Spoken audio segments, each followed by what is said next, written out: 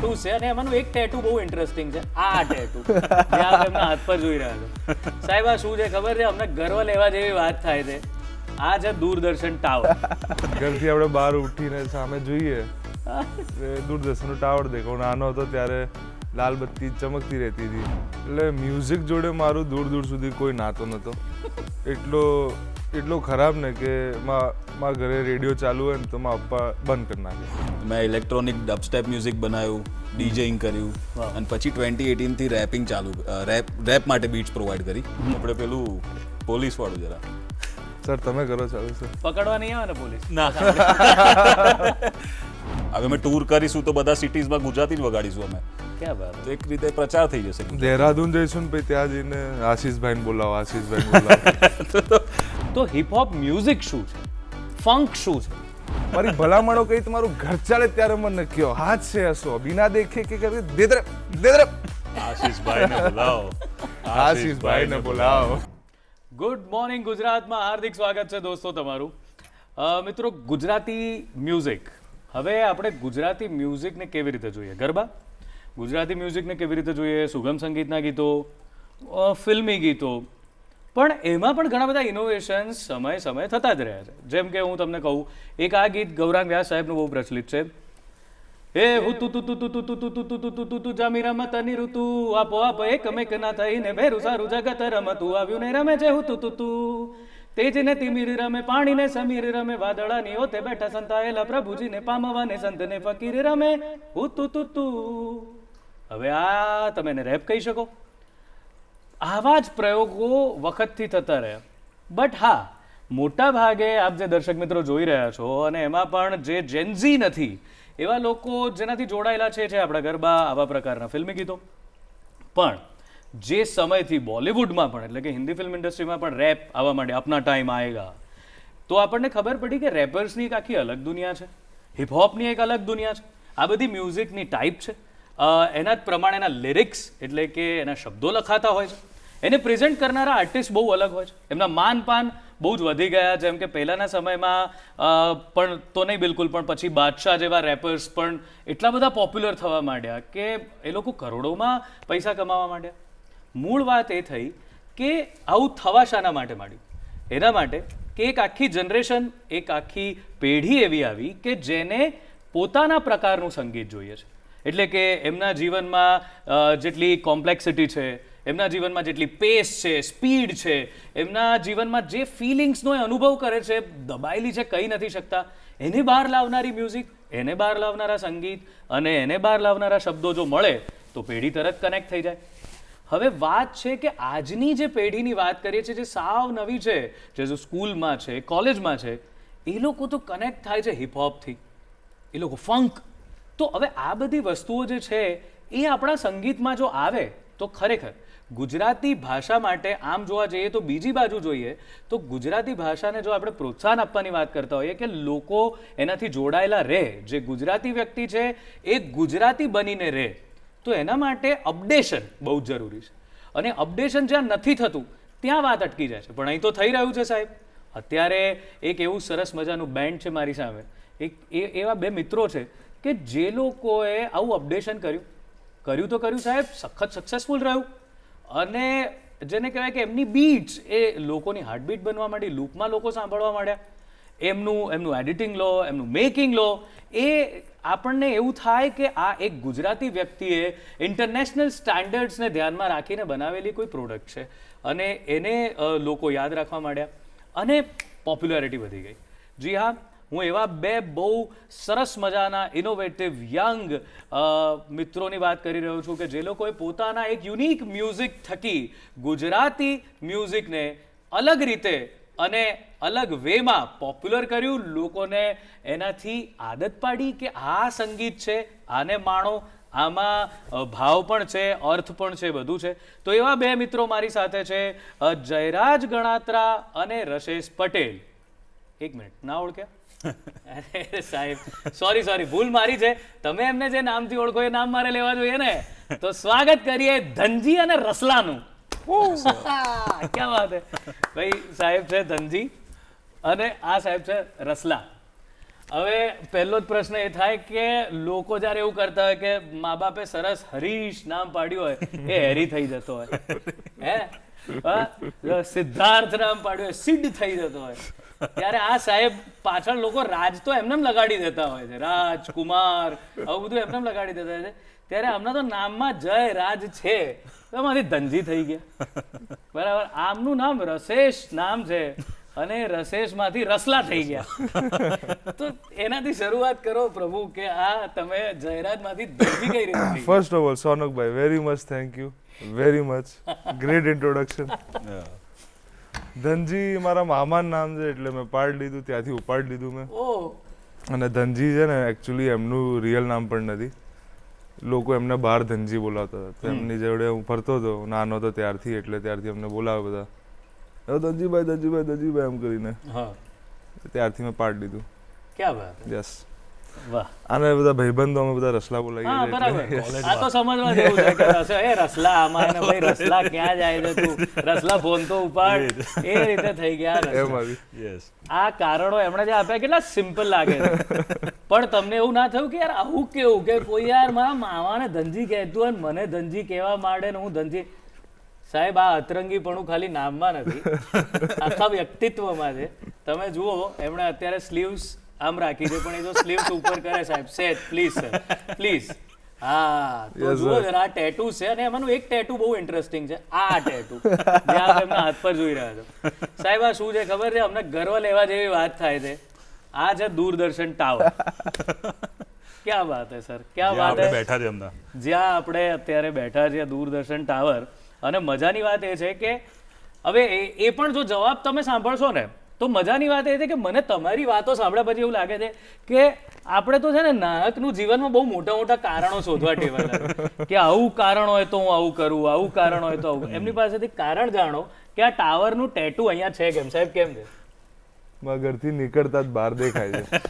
That is the only reason. બાજુમાં ઘરથી આપણે બહાર ઉઠીને સામે જોઈએ દૂરદર્શનનું ટાવર દેખાવ. નાનો હતો ત્યારે લાલ બત્તી ચમકતી રહેતી હતી, હજુ એ ચમકે છે. એટલે અમે નાનો 5 વર્ષ 6 વર્ષ ગમે ત્યાંથી આવું એટલે ખબર પડી જાય કે આપણે એરિયામાં ઘૂસી ગયા. અને અમારા એક મ્યુઝિક વિડીયોમાં ધનજીભાઈ ટાવર પર પહોંચી બી ગયા છે. એડિટિંગ કરી એડિટિંગ ટાવર ઉપર ચડી ગયા.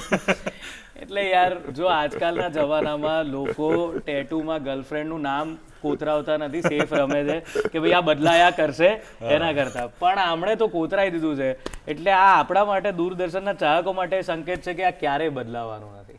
એમને મેનિફેસ્ટ કરી લીધું અને આજે અહીંયા પહોંચી ગયા છે. ક્યાં વાત છે, બિલકુલ, ક્યાં બિલકુલ. વાત છે. 100%. એમને જે વસ્તુનું ટેટુ કરાયું આજે એ જ સ્ટુડિયોમાં બેઠા છે અને આજે એ વાતો કરી રહ્યા છે આપણી સાથે. ગ્રેટ યાર.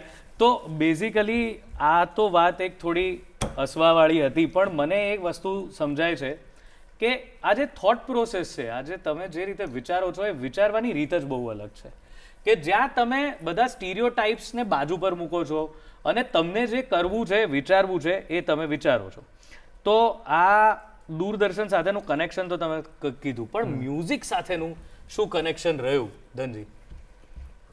જ્યાંથી તમને એમ થયું કે મને આ મ્યુઝિકમાં આવવું છે અથવા મ્યુઝિકમાં કંઈક કામ કરવું છે, એ શું કનેક્શન?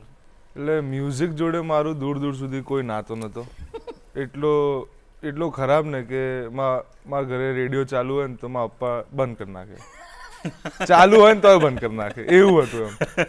એટલું અઘરું હતું. મ્યુઝિક જોડે જે પાલો પડ્યો છે એ બહુ રેર ચાન્સ વાળી વસ્તુ છે.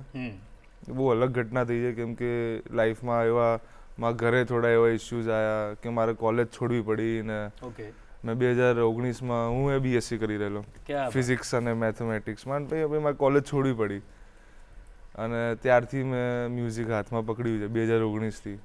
અને રોજ સવારે રમકારો બોલાવીએ છીએ બસ. એ પહેલા મને USA હતો એ, અને USA માં એની કોલેજ હતી અને ત્યાં એનું માહોલ ચેક કર્યું. પછી પાછું USA જવાનું થયું, પાછું USA થી પાછું મ્યુઝિક ચાલુ કર્યું અને પછી એ ઉપર જ ગયું છે એમનું. ક્યાં વાત. પણ આ વાત તો તમે ઉપર છેલ્લી કરી, પણ મને ખાસ એ જાણવું છે અને જે ખરેખર લોકોને જાણવામાં રસ છે, કારણ કે મ્યુઝિક તમે એમ કીધું કે જીવનનો એ સેટબેક હતો કે કોલેજ તમે ના કરી શક્યા એટલે આપણે કોઈ પણ એ ઉંમરના યંગસ્ટરને એમ થાય કે મારે જે કરવું છે એ નથી થઈ રહ્યું, બિલકુલ. તો એમાં મ્યુઝિક તરફ વળવું એટલે was it a remedy, was it a healing point, something શું હતું કે તમે એની તરફ વળ્યા? એટલે કોલેજ એટલે નતો જઈ શક્યો કેમ કે અમે લોકો ફી નતા અફોર્ડ કરી શકતા, એટલે ત્યારથી મેં મૂકી દીધી. ત્યારથી મારે મૂકવી પડી, ઓકે. એઝ અ ફેમિલી અમારે મૂકવું પડ્યું. અને ત્યારથી જે કરવું હતું એ ના કરવા મળ્યું, તો હવે જે કરવું છે એ તો કરલું. હા, અને એ પછી એક જ એક રાસ્તો મને દેખાયો કે કાં તો હવે હું 12 પાસની જેમ કોલ સેન્ટર જતો રહું, અને કાં તો પછી આપણે જે કરવું છે એ કરી લઈએ. રિસ્ક જે આપણે વાત કરતા હતા, કમ્પ્લીટ ગેમ્બલ વાળી વસ્તુ છે કે જુઓની જેમ મેં ટ્રીટ કર્યું as a game.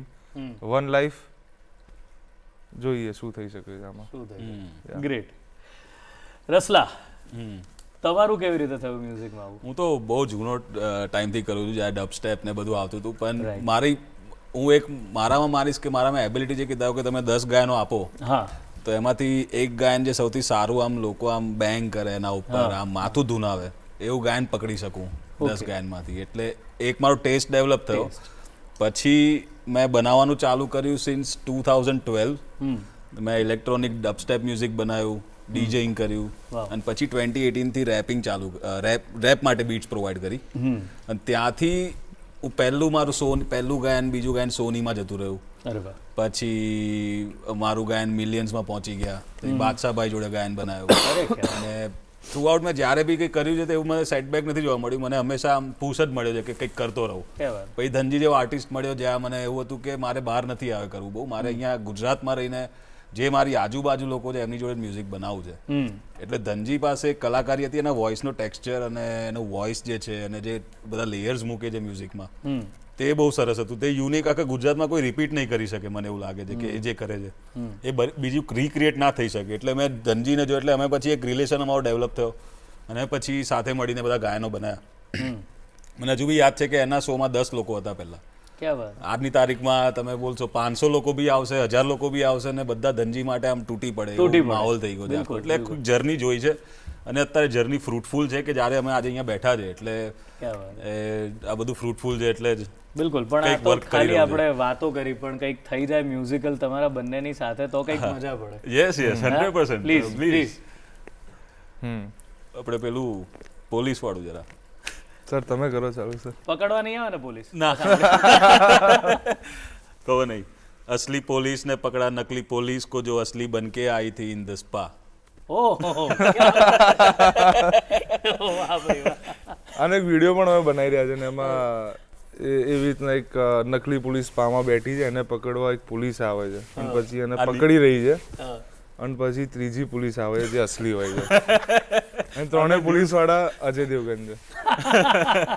Look અલાઇક Ajay Devgan. આ હેડલાઇન્સ હતી, તમે એને ગાયનમાં કન્વર્ટ કરી દીધું. કારણ કે એક ન્યૂઝ અમે જોઈ કે જેમાં નકલી પોલીસ બનીને જે સ્પામાં દરોડો પાડવાયેલી તેને પકડી અસલી પોલીસ પકડીને લઈ ગઈ. રિયાલિટી, રોજની રિયાલિટી. ધનજીનું પેલું બી એક છે, આખા ડ્રાઇવ ઇન સિનેમા ખરીદદાર કરીને એક છે. આખા ડ્રાઇવ ઇન સિનેમા ખરીદદાર. હવે આપણે અહીંયા ડીડી પર બેઠા છે, સામે બધા ડ્રાઇવ વાળા કદાચ એક બોલાવશો મને. આખા ડ્રાઇવ ઇન સિનેમા ખરીદદાર. વસ્ત્રાપુર पुलिस पूछताछ, पड़ोसी तंग आ गए यार, बाप कब का था तड़ी पार, फोटो बेचता शस्त्रधार, अपन अकस्टम टू अकस्मात, एकदम focused on the effing job baby. और क्या यार सुबह सुबह क्लॉक इन, और क्या ही ऑप्शन ना दे रहे, पर खाली टॉकिंग, बाकी उसमें भी पसंद ही नहीं है तो भी इधर खड़ा, मैं क्या कुछ नहीं देखा तो भी इधर खड़ा, मैं 5 लोग बिठाए तो भी इधर खड़ा, पर तेरे से नहीं छोटे मेरा दिल बड़ा, आहा माँ ब्रदर ये अभद्र सब थू थू ई, 3 माइक पे बातें आके मैंने थू थू की, हेटर चू खाली बातें जाके चू चू की, धनजी दादा आजकल कहाँ रहता लाला बाबा दादा. ઓકે, સો બેઝિકલી બહુ યુનિક ટાઈપ છે તમારી આ. એક one I would love to. Please. મારું પત્યું નહીં બીએસસી, હવે 100 ના 82. મારું પત્યું નહીં બીએસસી, હવે 100 ના 82. આ છોકરો લાગે 82 નો, વડીલ રેપના 86 કા, ચાદર બદલું બિસ્તર મસ્તી, ઘરની વાતો ઘેરા રિશ્તા, બડવાઇઝર પર ભાઈ ગલત કદમ હલવાઈ ગયા, કે heard you talk is shit about me, તો બોલને તું કઈ જુવાણીની ઉજવણી થઈ, જીવન તારું જમીનને ભટકાઈ, માર ડોહાની જામીન થાય મેં પૈ જમાય ભાઈ, hi this deal not 60-30, 10 off top પહેલાથી ટીપીસીની સર્વિસિંગ ફી મને હરખી નીંદર જ્યારે મારી મંડળી જીતી, 5 પૈસા દે કે તારી પાર્ટી ફોર્મ મેં આ ગીતો કી સોગન થી કહું છે દાડું માં બહાર નીકળી ગયો, મારી ભલામણો કઈ તમારું ઘર ચાલે ત્યારે મને કયો, હાથ છે હસો બિના દેખે કે કરે દેદરે આશીષભાઈને બોલાવો, આશીષભાઈને બોલાવો. આશીષભાઈ કોણ છે? આશીષ મારો ફ્રેન્ડ છે એક સ્કૂલમાં. એમને લપેટી આશીષભાઈને બોલાવો. આ ગાયન અરે યાર ગજબ છે આ તો. આ ક્યાંથી આ બધા શબ્દો, આ વિચાર બધું કેવી રીતે આમ ક્યાં બેઠા હો, ક્યારે જન્મે આ બધું? આમાં બધે જ. ટ્રાય અમે એટલું કરીએ છીએ કે અમે કોઈક સમાજની પ્રોબ્લેમ્સ નથી પોઈન્ટ આઉટ કરતા, અમારા માટે મસ્તી છે. મસ્તી rap is just about having fun, મસ્તી ફિક્શન છે બધું, તમે કલ્પના જે કરો છો એને તમે બેક શબ્દોમાં. બેન્ચર્સ બધા કેવા લાસ્ટ બેન્ચ પર બેસીને બધા મસ્તી કરતા હોય, પછી ઘરે જઈને પાછા સૂઈ જાય. બરાબર. એટલે એક કાલ્પનિક બધી મસ્તી જ છે આ બધી, કઈ બીજું આમાં છે નહીં, કઈક સમાજને અમે એ નથી કહેવા માંગતા કે આ Message કોઈ ખોટું છે કે આ ખોટું છે, એવું કશું નથી. બિલકુલ. એટલે એવું જ છે એમાં. એટલે કોઈ હેરાન ના થઈ જતા, કોઈ હેરાન ના થઈ જતા. પણ ધનજીની જે પર્સનાલિટી છે એ મને એમ લાગે છે કે આપણે એમ કંઈક બોલીએ ને કેવું આમ એક માણસ એકદમ પ્રેમથી ધીમેથી, ભાઈ શાંતિ, હું જવાબ આપું છું, પહેલા મને માથું ઊંચું કરવા દે, પછી મને સ્માઇલ કરવા દે, હવે હું બોલું. ઊંઘીને ઉઠાવ્યો અમને એટલે ખબર નહીં, એટલે એવું છે. આજે જ એવું છે.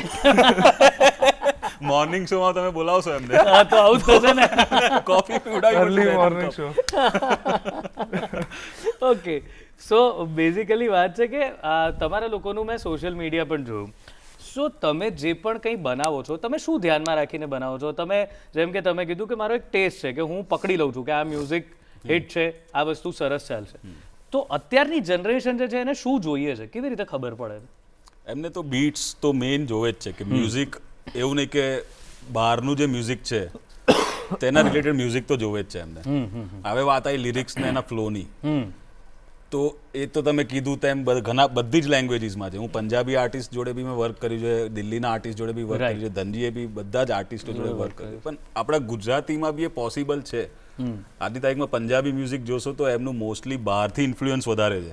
તો શું આપણા ગુજરાતી લોકોનું નથી? ગુજરાતી તો હાઈએસ્ટ લોકો આપણા બહાર રહે છે, ઇન્ડિયાની બહાર. તો એ લોકોને કનેક્ટ કરતા ગાયનો અમે જે આશીષ છે અમારો સ્કૂલ ફ્રેન્ડ, તે શિકાગોમાં રહે છે. શિકાગોથી એને અહીં રેપ કરાવડાવ્યો છે. તો તમે સમજશો કે એ બધી કનેક્ટ કરવાની લોકો છે, આખું ખુલ્લું મેદાન પડ્યું છે કે તમે લઈ લો એમ. અને ધનજી માટે બહુ ઇઝી છે એના માટે કે એને જે પકડ છે વસ્તુની, કારણ કે બહાર બી ઇન્ટરનેશનલ કલાકાર સાથે બી બેસીને આવ્યો છે, નાસ છે, પછી ડિવાઇન, એ બધાનું એમના બધું એક મોટું ફંક્શન થયું, ત્યાં જઈને બધા એક એક્સપોઝર મળે છે. અને પછી ગુજરાતીમાં ટ્રાન્સલેટ કરીને અમે ગુજરાતી લોકોને જ અમે કેટર કરવા માંગીએ છીએ, રાઈટ, કે એ લોકોને આપણે આગળ લાવીએ અને આપણું લેંગ્વેજ બહાર મૂકીએ. હવે અમે ટૂર કરીશું તો બધા સિટીઝમાં ગુજરાતી જ વગાડીશું અમે. ક્યાં વાત, તો એક રીતે પ્રચાર થઈ જશે. દેહરાદૂન જઈશું ને પછી ત્યાં જઈને આશીષભાઈને બોલાવો, આશીષભાઈને બોલાવો. ચંદીગઢ જઈશું ને ત્યાં આશીષભાઈને બોલાવો, આશીષભાઈ બધે ફરવાના. આજકાલ પબ્લિકને આપણા નોર્મલ લેંગ્વેજમાં જે વાતચીત કરતા પ્લસ બીટ્સ, બસ આટલું જ જોઈએ. આ જ જોઈએ છે, કરેક્ટ. મેં માર્ક કર્યું કે મોટા ભાગે જાણે વાતચીત ચાલતી હોય એવું જ છે. આપણે કોઈ પેલામાં નથી પડતા કે કોઈ બ્યુટીફુલ પોએટ્રી, મિનિંગફુલ વાત, એવું નહીં, પણ જે વાતચીત છે એમાંથી જ મિનિંગ આગળ જાય છે. That's great. લોકોને જ ગમે છે. બિલકુલ બિલકુલ. અને આ જે તમારા જે સોંગ્સ છે બેઝિકલી હવે આપણા ઘણા બધા દૂરદર્શનનો પ્રેક્ષક વર્ગ એ પણ છે કે જેના માટે આ શબ્દો ઘણા નવા છે. એટલે ડાન્સમાં હિપહોપ એવું સમજે છે બધા કે હિપહોપ તો ડાન્સ છે એમ. એ તો હિપહોપ મ્યુઝિક શું છે, ફંક શું છે? હિપહોપ બે 50 વર્ષ જેવા થવાય હવે એને ચાલુ થાય. હિપહોપમાં એલિમેન્ટ્સ બહુ બધા છે. એક ડાન્સનો થઈ ગયો, એક મ્યુઝિકનો થઈ ગયો, એક ગ્રાફિટીનો થઈ ગયો, એક protest poetry, you know it's part of it, થોડુંક એક્ટિવિઝમ, સ્પીકિંગ અગેન્સ્ટ એક ઓપરેશનની સિસ્ટમ હોય એની અગેન્સ્ટ સ્પીકઅપ કરવું, આ બધા પાર્ટ છે હિપહોપના. રેપ જે છે એ હિપહોપનો મ્યુઝિકલ એલિમેન્ટ કહેવાય. રાઈટ. રેપ મ્યુઝિક એ હિપહોપનો એલિમેન્ટ છે મ્યુઝિક ફોર્મમાં. ઓકે. એ રીતના બી બોઈંગ છે એ હિપહોપનો ફોર્મ છે ડાન્સમાં બ્રેક ડાન્સિંગ જે કહેવાય. રાઈટ. તો આ બધા હિપહોપના નાના નાના એલિમેન્ટ્સ છે, એમાંથી રેપ મ્યુઝિક છે એ કમર્શિયલ થઈ ગયું કેમ કે તમે સંગીતને એક સીડીમાં નાખીને એને વેચી શકો છો, એટલે ઇટ બીકેમ ધ મોસ્ટ લુક્રેટિવ કરી શકે, કોઈ બી કરી શકે રેપિંગ. એવું નથી કે એના માટે સિંગલ ટ્રેન્ડ જોવે, કોઈ ક્લાસિકલી ટ્રેન્ડ જોવે એવું નહીં. બિલકુલ બિલકુલ. રાઇમિંગ આવડી જોઈએ અને સ્ટ્રીટ લેંગ્વેજ આવડી જોઈએ, તમને બીટ્સની સમજ હોય. સમજ હોય, થોડુંક રિધમની સમજ અને યા દેટ ઇઝ ઇટ. એટલે ઈઝી છે. એક થોડુંક ડેમોક્રેટાઇઝેશન થઈ ગયું મ્યુઝિકનું એના લીધે. મ્યુઝિક મેકિંગ બહુ અત્યારે મ્યુઝિક બનાવવું આઈ વુડ છે સૌથી સિમ્પલ, ઓકે. સૌથી ઇઝીએસ્ટ મ્યુઝિક બનાવવાનો ટાઈમ અત્યારે છે, કેમ કે જે તમારે જે રીતના બનાવવું હોય બનાવી શકો છો એક કમ્પ્યુટરમાં. ભાઈ સૌથી ઇઝીએસ્ટ ટાઈમ અત્યારે છે, તે છતાંય એવું છે કે એટલા બધા લોકો નથી કે જે આવું સરસ કામ કરી રહ્યા હોય. હા, અને આ લોકોએ જે અલગ વાતો કરી, હજુ આપણે ઘણું બધું સમજવાનું છે. એ લોકો ઘણી બધી જગ્યાએ સાહેબ કામ કરી ચૂક્યા છે, ફરી આવ્યા છે, એની બધી વાતો કરવાની છે, એમના કોન્સર્ટ વિશે વાત કરવાની છે, એમનું જે આખી ટૂર છે એના વિશે આ બધી વાતો કરવાની છે. તો જે બધા ચાહકો છે, બેસો શાંતિથી. આ બ્રેક પછી આપણે એ જ બધી વાતો કરવાની છે. લઈએ એક વિરામ.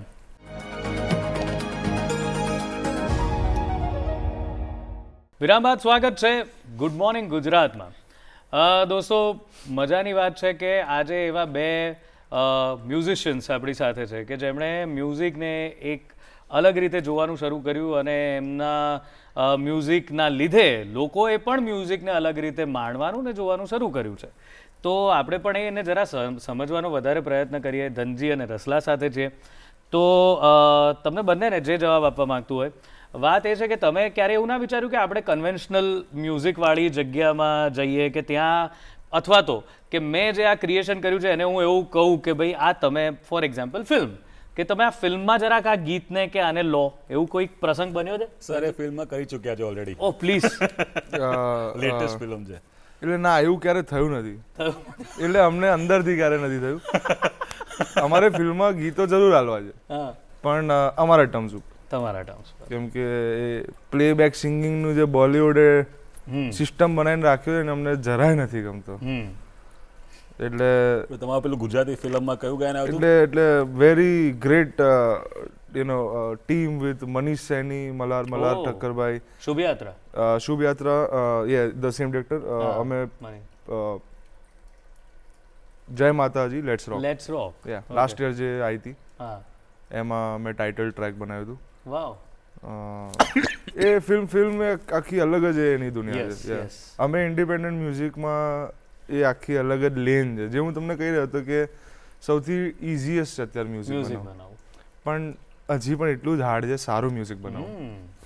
હજી એટલું જ હાર્ડ છે સારું મ્યુઝિક બનાવવું. બિલકુલ. તો એ ટ્રેક તમને યાદ છે ખરો? શું હતું એ? મારી માડીના માવતરનો ભાવ તો લગાડી, મારા હારા એક કાગળે આગ લગાડી, એક કાગળને જ બાળી નાખ કે બા મારી વાત સાંભળો ધ્યાનથી, હું કહી દઉં વાર્તા આખી. It's more money, it's more problems, પણ નો મની તો કેમનું ચાલે? આ જિંદગી સ્વાદ વગર મને કેમનું ભાવે? મને નોટોનો ચસ્કો લાગ્યો, તું ક્યાં મને ભૂખ્યો મારે.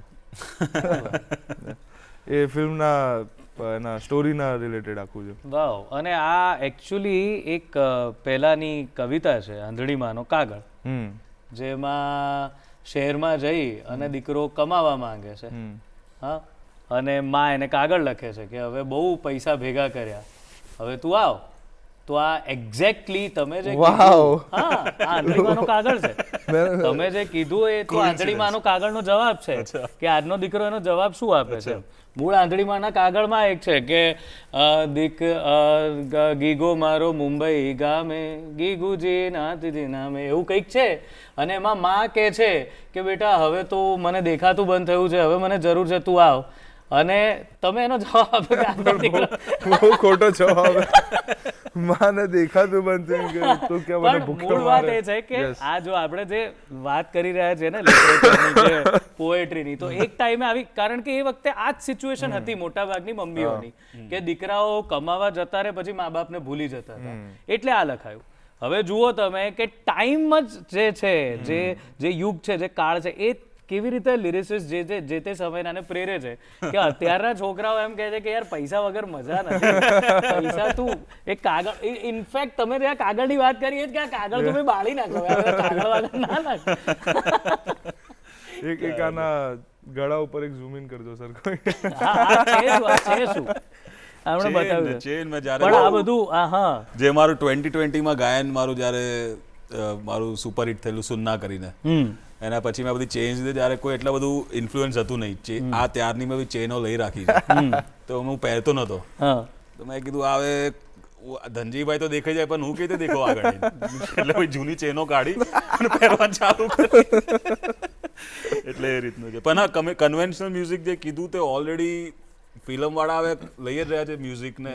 બિલકુલ એ તો રેડી જ છે. હવે ટ્રેન્ડ શરૂ થયો છે કે એ લોકો પણ આવા અલગ પ્રકારના મ્યુઝિકને લઈ અને પણ હા એ જ છે જ વાત અગેન જે આપણે રિસ્કની વાત કરી કે જેમ કે મનીષ સૈની છે તો એ ઓલરેડી એ બહુ જ એવા જ કામ કરે છે કે જે બહુ અલગ છે. સો એ આ વસ્તુને સમજી શકે છે. અને યંગર જનરેશનને તમારે ફિલ્મ જોવડાવી હોય તો આ બધું તમારે ઇન્કોર્પોરેટ કરવું જ પડે કે Right. મ્યુઝિક લેવું પડે થોડુંક જે ચાલી રહ્યું છે. કારણ કે અમારું એક આ ગાયન જે ટેપમાંથી આવ્યું છે હવે અમદાવાદના ચાર્ટ્સ પર છે, ટોપ 100 માં તો હતું, 14 માં આવે. હમણાં ક્યાં કયા છે ખબર નહીં. છેલ્લા 6 અઠવાડિયાથી કોન્સ્ટન્ટ ચાર્ટ્સ ઉપર છે. ચાર્ટ્સ ઉપર છે અમદાવાદમાં. જે બીજા બધા જે આપણા કન્વેન્શનલ મ્યુઝિકની સાથે અમારું મ્યુઝિક બી દોડી રહ્યું છે. અને કયું છે એ અમે નહીં કહી શકીએ. થોડું એક્સપ્લિસિટ છે સમજી ગયો. પણ એ ચાર્ટ પર છે, જેને રસ હોય એ સાંભળી શકે છે. નામ તમને અમે અહીંયા નહીં કહીએ. તમે સાંભળી તમે લેજો. જાતે જ ખોરી અરે ઓકે. પણ આ એક સરસ વાત છે. મેં રસલા પ્રોસેસ શું છે? ઓહ વાવ. રસલા પ્રોસેસ પહેલાથી એક જ રહ્યો છે કે રૂમમાં આવી જા, હા જેવો રૂમમાં આવ્યો માઇક પર ચાલુ કર, ધડાધડ જે બીટ આવે હું આવે. આ હાલનો પ્રોસેસ તમને કહું, હાલ શું પ્રોસેસ છે. તમને એક વસ્તુ ખબર હશે કે મ્યુઝિશિયન જાય તો એને મ્યુઝિક સાંભળે, હા બિલકુલ પછી ગાયન લખે અને પછી એના ઉપર 2-3 ટેક લે. એટલે હાલનો રસલા પ્રોસેસ એક જ છે. હેડફોન પહેરો, મ્યુઝિક ફર્સ્ટ ટાઈમ એમાં જ સંભળાશે, સીધું રેકોર્ડિંગ ચાલુ. ક્યાં વાત, on the spot. On the spot. તમે પહેલી વાર સાંભળવા બી નહીં મળે તમને મ્યુઝિક. એટલે you want it raw and real. Raw and real. Exactly. Raw and real. જે સ્ટ્રીમ પહેલું ઓફ ટેક, કોન્શિયસનેસ. ક્યાં વાત. હા પહેલું ટેક જ અમારું સૌથી મેઇન ટેક હોય છે. અને પછી એના ઉપર કંઈક જો અમારે ફેર કરવું હોય તો અમે કરીએ છીએ. બાકી મ્યુઝિક બી તમને સાંભળવા નહીં મળે. સીધું હેડફોન પહેરો, જે આવે મનમાં એ કરી નાખો. ક્યાં વાત. હા અને એટલે આ મારા પ્રોસેસ કરતાં બહુ જ અલગ છે. પણ આ અમે જે છેલ્લું આલ્બમ બનાવ્યું એમાં આઈ કમ અરાઉન્ડ કે હવે રસલા પ્રોસેસને આપણે ફૂલ ઇન્ગ્રેન કરી નાખીએ ક્યાં વાત. આ આલ્બમ માટે. અને એ it has been very eye opening કે એ ઇન ધ મોમેન્ટ કેપ્ચર કરવું કે ભાઈ જોડે બેસીએ તો ભાઈ રેકોર્ડ પર તમને ચડાવી જ દે. તમારે કોઈ કોઈ આનાકાની થાય ને ડાયરેક્ટ રેકોર્ડ ઉપર ચડવાનું. 10, 15, 20, 30 મિનિટ તમે રેકોર્ડ કરતા જ જાઓ, વાહ. પછી એમાંથી 3 મિનિટનું ગાયન બનાવો. એટલું છે. એમાંથી 3 મિનિટનું એક ગાયન બનાવો. યુઝ્યુઅલી એવું બી થતું હોય કે સ્ટુડિયોમાં જાય અને પેલો એન્જિનિયર બેઠો હોય અને રેકોર્ડિંગ એન્જિનિયર હા કંઈક એકદમ ફ્લો નીકળે પછી સ્ટોપ કરી દે. અરે ભાઈ આ તો મેઇન ફ્લો હતો અમારો. એટલે આ તમે જે કહો છો એવું ઘણી વસ્તુ આમ મને એક AR રહેમાન સાહેબનું ઇન્ટરવ્યુ સાંભળ્યું તો એમાં પણ મેં આ વસ્તુ સાંભળી હતી કે પેલા એમને એટલે એક્ઝેક્ટ આવું નહીં પણ કવિતા કૃષ્ણમૂર્તિને પેલું ગવડાવવાનું હતું, કંઈક મંગલ પાંડેનું ગીત હતું. તો એ ટેક આપે જ જાય છે, સામેથી કોઈ કશું બોલતું નથી. પછી એણે સામેથી એવું કીધું કે હજુ આપું, એટલે AR રહેમાન કહે છે કે બસ થઈ ગયું ને, બધા આપી દીધા ને, તો કે ઓકે હવે હું કાઢી લઈશ.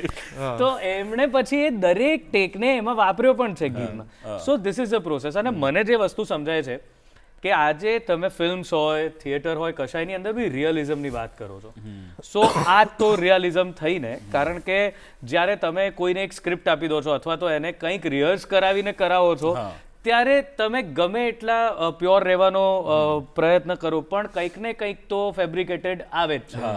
બટ જ્યારે તમે કોઈને પરફોર્મ એવી રીતે કરો છો કે કોઈને પ્લીઝ કરવા કશું નહીં, આ તો જો તમે ખરેખર એવું ઈચ્છો છો કે કોઈના મનની વાત છે તો પછી એને ટાઈમ જ નથી આપવાનો. એને સીધું તેના મગજમાં જે હોય તે નીકળી જાય. અને પછી એમાંથી મ્યુઝિક બનાવો એમાં પ્રોસેસમાં ટાઈમ લાગે છે કે એકદમ પબ્લિકનો અવાજ આવતો હોય પછી એમાંથી મ્યુઝિક હવે તો એઆઈ આવી ગયું છે એઆઈ ના લીધે તો હવે આખું ટાઈમ જ બદલાઈ ગયો છે હું એ જ પૂછવાનો હતો કે એઆઈ એ કેટલી ઇફેક્ટ કરે છે તમારે આના કામને સરળ બનાવે છે કે હવે હવે મેં જ્યારે ચાલુ કર્યું ત્યારે એક બી યુટ્યુબ પર ટ્યુટોરિયલ અવેલેબલ નતા કે કોઈ જાતનું કશું અવેલેબલ નતું કે રેકોર્ડિંગ કેવી રીતે થાય કેવું નહીં કયું સાધન વાપરવું કયું નહીં કશું જ હતું નહીં એ વખતે હવે આજની તારીખમાં જુઓ બધું જ મળે છે અવેલેબલ ટ્યુટોરિયલ બી અવેલેબલ છે બધું જ અવેલેબલ છે એટલે એઆઈ નું કેવું છે કે મ્યુઝિકમાં છે ને એઝ અ ટૂલ યુઝ થાય છે પણ હવે ઘણી જગ્યાએ મ્યુઝિકમાં રાઇટિંગમાં પણ યુઝ થાય છે વિચ ઇઝ અ પ્રોબ્લેમ પણ હવે કેવું હોય છે કે અમારું યુઝ્યુઅલી રેકોર્ડિંગ જે અમે કરતા હોય ને તો 10 લોકો હોય બોલતા હોય હા અને પેલા ભાઈ રેકોર્ડ કરતા હોય ઓકે હવે એઆઈ પાછળ આખી પાર્ટી ચાલતી હોય ને એમાં એક જણ રેકોર્ડ કરતું આવી રીતના રેકોર્ડ થતા હોય અને એ પછી આખો વોઇસ જ કાઢ નાખે પાછળનો ઓ અને આગળનો ખાલી આમનો જ વોઇસ રહે અને તમે એવું લાગે સ્ટુડિયોમાં રેકોર્ડ કર્યું છે એઆઈ ના લીધે બહુ સારું થઈ એટલે એવા ટૂલ્સ અમે યુઝ કરીએ છીએ પણ એઝ અ કેમ કે ઘણી જગ્યાએ રાઇટિંગમાં પણ યુઝ થાય song writing composition lyrics writing એનો બિલકુલ કમ્પ્લીટ નો યસ કારણ કે એની પાસે એક મશીન ઇમોશન્સ તમને નથી ને એ મશીન તમને કહી રહ્યું છે તમારે શું કેવું તમારા લોકોને it's game over game over બિલકુલ એટલે એ રીતે તો એઆઈ જરા બહુ અઘરું સારું છે કામ થઈ રહ્યું છે રાઈટ એના લીધે રાઈટ તો હવે તમારું જે પહેલું રૂબરૂ રૂઆબ રૂઆબ રૂઆબ શું હતું અને કેવી રીતે એ એ મારું શરૂ થયું? પહેલું આલ્બમ હતું અને એમાં મેં જેઝ ને થોડુંક જેઝ મ્યુઝિકને ઇન્કોર્પોરેટ કરવાનું ટ્રાય કર્યું રાઈટ ટ્રાય નથી કર્યું કરી દીધું છે ઈચ્છા હમ્બલ હમ્બલ બહુ ઈચ્છા હતી નાના હતા ત્યારથી કે આવું કેમ કે એવું મ્યુઝિક ગમતું હતું પણ જે તમને કીધું દૂર દૂર સુધી કોઈ નાતો જ નતો તો મને એક વાત કહો છો રેડિયો બંધ કરી દેતા તમે શું બાજુવાળા રેડિયો પર બધું સાંભળતા હતા? તમને જેઝમાં ખબર પડે છે તમને ઇન્ટરનેશનલ મ્યુઝિક ઘેર તો કહે છે કે પપ્પા રેડિયો ચાલુ થાય ને મને તો બાજુવાળા રેડિયોમાં સાંભળવા જતા હતા.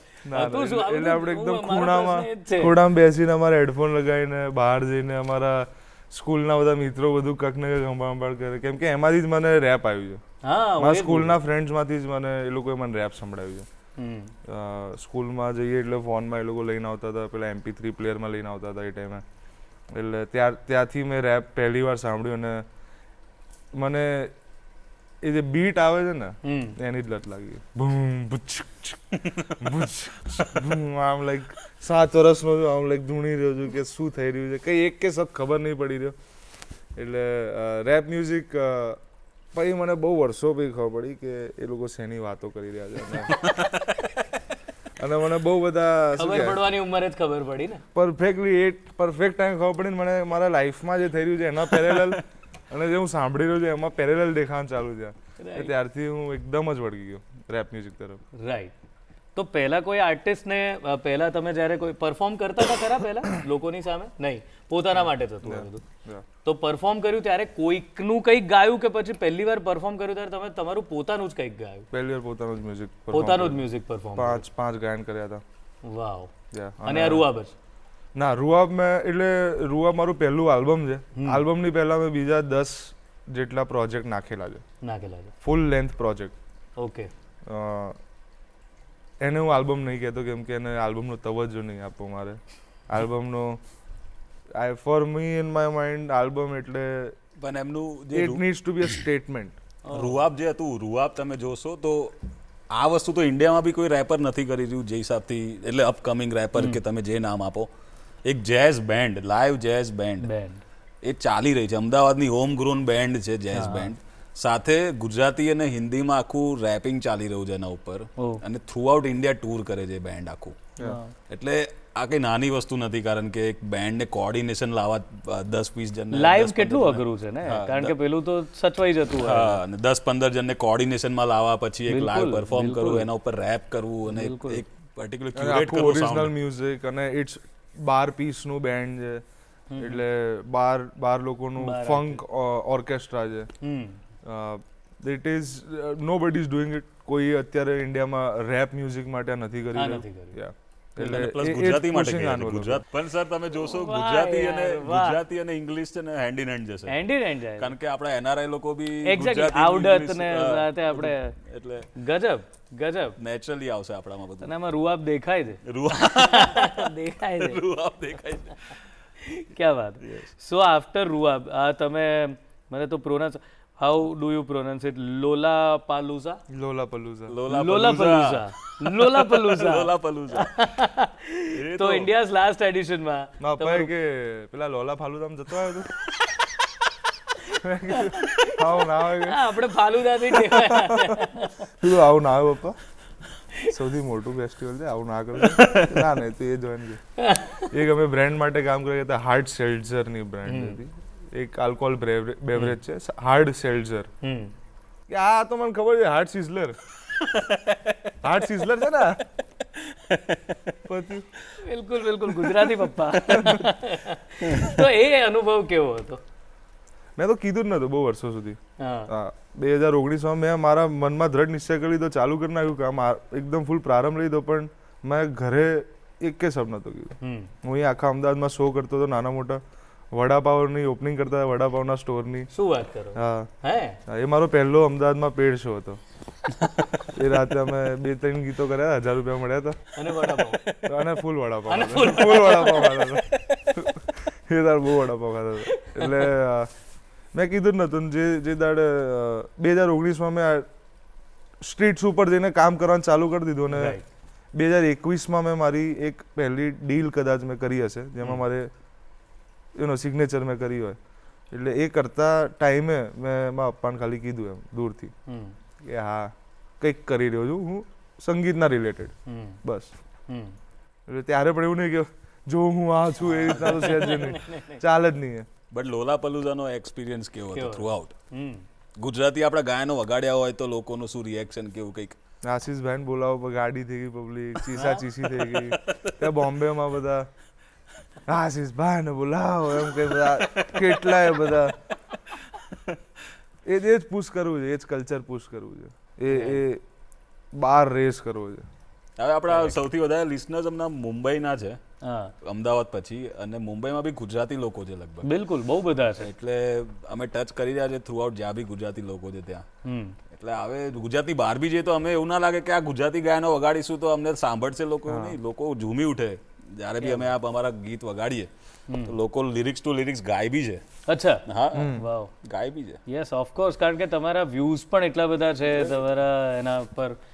અને બીજી વાત એ છે કે આ તમે જે આ લિરિક્સ લખો છો તો એ વખતે શું ધ્યાનમાં, એટલે હવે નવું લખવું છે, જેમ કે તમે, મેં એવું જોયું કે તમે કોઈકની લાઈફ પર કંઈક લખતા હો છો, કે ન્યૂઝ પરથી લઈ લીધું, ન્યૂઝ પરથી લઈ લીધું, તો એ પછી એ ગાડી આગળ ચાલવા માટે બેસીને કે પછી તમે વિચારો છો કોઈ વાર કે હવે આની પર મારે કામ કરવું છે એવું કે પછી ઇન્સિડેન્ટલી જ થઈ જતું હોય છે? દરેક ગીત એક અલગ પ્રકારનું તમારથી માંગે છે, એક ગીત જ માંગી રહ્યું છે. દરેક બીટ માંગી રહી છે લગભગ, બીટ. કારણ જે કે પણ એક તમે એક ફોર્મ ઓફ મ્યુઝિક જે તમારે બનાવવું છે ફાઇનલ, અને તમે ક્યાં છો અત્યારે, ભલે બીટનો સ્ટેજ હોય, ભલે કંઈ ફૂલ સાયલેન્સનો સ્ટેજ હોય, એ કંઈક માંગી રહ્યું છે, અને યુ હેવ ટુ રેકગ્નાઇઝ કે અને એ જ મેઇન વસ્તુ છે. કે મસ્તી જ્યાંથી ચાલુ થાય, તો મસ્તીનો તો કોઈ ઓરિજિન ના હોય. તમે ક્યાં બી બેઠા હો ને તમે બે મસ્તી શું છે, તમને કોઈક વર્ડ, તમે કોઈ સેન્ટેન્સ પર હશો, કોઈ જોક પર હશો, કે તમે કોઈક વસ્તુ પર હશો, તો એ સીધી ત્યાંથી જે ચાલુ થઈ જાય, અને પછી એને એન્ડ કરવાની એની એ જ ટાઈમે, વન ટેક. બિલકુલ. પછી તમે દિવસ આપો એને કે હું આવે આ બની ગયું, અડધો દિવસ પછી પાછી કરીશ, તો નહીં, આખું પૂરું કહીને જ નીકળવું પડે તો આખું પતે. એટલે મારા તો અલગ વ્યૂઝ છે. અમે આ રસલા પ્રોસેસ એટલે કદાચ દર્શકોને ના ખબર હોય, હું અને રસલા અઠવાડિયામાં એકવાર ઝઘડીએ જ છે. કશીક વાત ઉપર અમે બહુ ઝઘડીએ, દરરોજ ઝઘડીએ છીએ. અમારે કશક ને કશક અંટસ ચાલુ છે. બિલકુલ. નવું શું લાવી રહ્યા છો? નવું તો ટુર તમારી જે થવાની છે, મહાસંગ્રામ મહોત્સવ. મહાસંગ્રામ મહોત્સવ. પહેલા એ તો ધનજી આપશે, પણ મને એટલું ખબર છે કે ગુજરાતમાં પહેલા થઈ રહી છે, અને આગળની ડિટેલ્સ ધનજી આપી રહ્યા. પ્લીઝ, મહાસંગ્રામ મહોત્સવ શું છે, શું કરવા જઈ રહ્યા? આખી હિપહોપની ગુજરાતી અમે જે ટેપ નાખી, drive in cinema 2.1. Drive in cinema 2.1. 1 સાહેબ, મને મજા એ આવે છે તમારી લોકો જોડે વાત કરતા, કે આજકાલ હું ગુજરાતી છું એવું બોલીને પ્રાઉડ આપણે ફીલ કરતા હોઈએ છીએ, પ્રાઇડ લઈએ છીએ. હું અમદાવાદી છું, પ્રાઇડ લઈએ છીએ, પણ મારે મારા ધંધાનું નામ રાખવાનું હોય કે મારી, તો હું એવું નથી કહેતો કે અમદાવાદી ફલાણું ફલાણું કે ગુજરાતી ફલાણું ફલાણું. એમાં આપણે બહુ બધું એ કરીએ કે ભગવાનના નામ પરથી, ઘરવાળાના નામ પરથી કહેશે. તમારી કંપનીનું નામ શું છે સાહેબ? Thaltej publishing company. થલતેજ એ જગ્યા છે જ્યાં દૂરદર્શન ટાવર છે. રેપ્રેઝન્ટ રેપ્રેઝન્ટ ક્યાં drive in cinema drive in cinema એ જગ્યા છે જેની નજીક આમનું ઘર છે બરાબર આપણે અહીંયા જ છે. આપણે અહીંયા જ છે સામે જ. તો સાહેબ આ જ્યાં જશે ત્યાં થલતેજ જવાનું છે, જ્યાં જશે ત્યાં ડ્રાઇવ ઇન જવાનું છે. તો કેટલી મજાની વાત છે. એટલે જે વડીલો ક્ષમા કરે પણ એવું વિચારતા હોય ને કે આજની બધી જનરેશનમાં કોઈ બહુ સબસ્ટન્સ નથી, સત્વ નથી, બધા ગમે તે બોલે છે, ગમે તે. સાહેબ આ લોકો એ કરે છે કે જે ઘણા મોટા લોકો ચૂકી ગયા છે. પહેલા એવું થતું હતું બહુ જૂના ટાઈમમાં કે ગામના નામે માણસ ઓળખાતો હતો કે ફલાણું તો આ ગામવાળા, અટક એવી રાખે, ધંધુકાવાળા, આનાવાળા. હવે બધું જતું રહ્યું, લોકોને બધું બહુ મોડર્ન જોઈએ છે બહુ. પણ આ મોડર્ન લોકો જુઓ શું કરે છે, થલતેજ નામ રાખે, ડ્રાઇવિંગ 2.0 નામ રાખે છે. ક્યાં બાત હે યાર, આ મજા છે. અને આઈ વિશ કે તમારો આજે મહાસંગ્રામ ટુર છે, મહોત્સવ ગજબ સક્સેસફુલ થાય. અને તમે આજે આવ્યા છો સમયની મર્યાદા, તમે પ્લીઝ કઈ કહેવા. એમાં ગુજરાતમાં તો અમે 3 શો કર્યા, રાજકોટ, બરોડા અને સુરત. એ 3 અમારી ગુજરાત ટૂર છે. પછી એની બહાર જઈશું અમે, બોમ્બે, હૈદરાબાદ, ચંદીગઢ, શિલોંગ, બધી જ બાજુ જે અમારા સિટીઝ પોસ્ટર આવી જશે બહાર. અને ટૂર આખી out of India, out of Gujarat થશે. ઇન્ડિયા બી કરવી છે અમારે એકાદ. ઇન્ડિયા પણ જશું થઈ જઈશું. ચિકાગો. અને પછી સર લાસ્ટમાં અમે અમદાવાદ આવીશું આખું પતાવીને. ક્યાં વાત હે, અમદાવાદથી અમદાવાદ. અને આમાં બસ બહુ તમારી સાથે વાત કરીને મજા આવી. બસ તમને એટલી જ રિક્વેસ્ટ છે કે આખી વાતમાં આશીષભાઈને રોયલ્ટી આપતા રહેજો. Very good. સ્ટ્રેટ આશીષભાઈને રોયલ્ટી આપજો યાર. 100%. So thank you very much once again. બહુ મજા આવી, Thank બહુ you, સોનલ. નવી જ વાતો જાણવા મળી અને નવા પર્સપેક્ટિવથી આજે સવારમાં લોકો મુખાતિબ થયા, જાણકાર બન્યા. અને આઈ વિશ કે આવી જ રીતે આ જનરેશન મ્યુઝિકને અલગ અલગ ફોર્મમાં આપણા સુધી પહોંચાડતી રહે. Thank you very much. આવતા અઠવાડિયે આવા જ ડાયનામિક મહેમાનો સાથે ફરી મળીશું આવતા એપિસોડમાં. ત્યાં સુધી રજા આપો. ધન્યવાદ.